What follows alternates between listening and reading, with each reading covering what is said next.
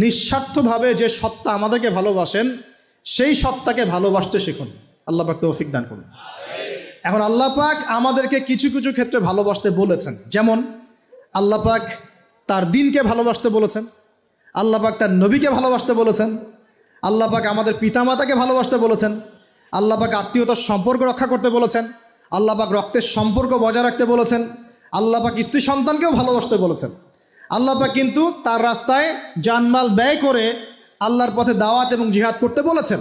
এখন এগুলো আল্লাহ বলেছেন বলে আমরা করব, আল্লাহ পাক ভালোবাসতে বলেছেন বলে আমি ভালোবাসবো, কিন্তু উদ্দেশ্য হবে আল্লাহর সন্তুষ্টি অর্জন করা।